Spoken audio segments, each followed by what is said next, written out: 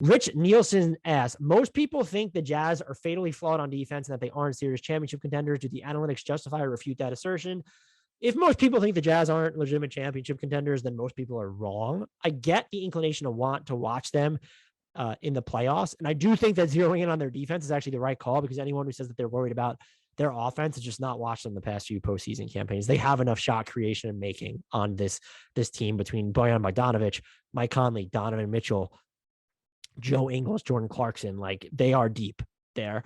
What concerns people on defense is they automatically think Gobert can be played off the floor when teams downsize.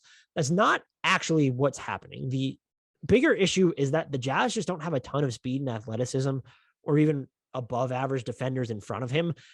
Aside from RoyceONeale at this point, if you consider Mike Conley better than that for his age, or if Donovan Mitchell improved enough for you, it's just they need more of a combo wing who's better to help what's happening in front of Gobert when teams are downsizing and they're able to attack off the dribble much more, and he has to rotate too much and cover up too many things.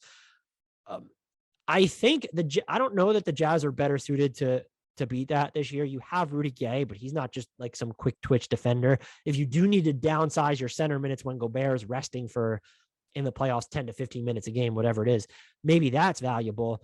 I still think they need just like that additional wing, but they're still fifth in points allowed per possession during the regular season. They are also, where you would think that they might struggle is in isolation. They're fourth in points allowed in isolation on the season. So Cleveland, Memphis, and Toronto are the only teams that have been better. That data is imperfect, but just something to look at.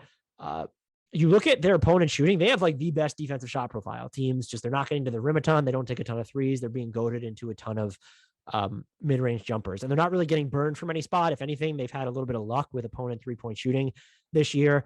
Teams are shooting 45% from floater range against the Jazz, which is a lot when you consider that Gobert is there. I would argue that's unsustainably high. And they're also shooting that's inflated by the short mid-range from mid-range. So they have like a great shot profile. They're hitting all the right notes there. If there's like a concern that with this current roster, I don't necessarily understand, their transition defense is really spotty.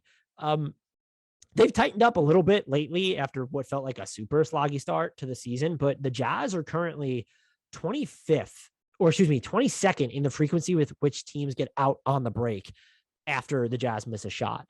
That's too high. And then they're 25th in points allowed per possession in those situations. That's something to me that reads like guys need to just do a better job of getting back, because it's not a matter of just stopping opponents. And yeah, there could be some bad misses.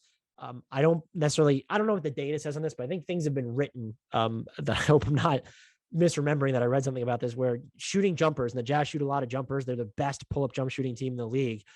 Long rebounds, does that help get on the break? I don't necessarily buy into that. It's just a matter of getting back. And that's going to fall more so on their perimeter players probably. So that's something to actually monitor just with this personnel, because if you're concerned about how they're going to match up with teams that have an Anthony Davis and a LeBron, or a Paul George and a Kawhi Leonard, assuming Kawhi Leonard comes back, or just, two really good perimeter scorers, that's a fair concern, but it can't really be addressed with this roster. That transition stuff is there. There was hints of that last year too with Utah. I haven't gone further back to see if that has been something that's plagued them even longer term, but yeah,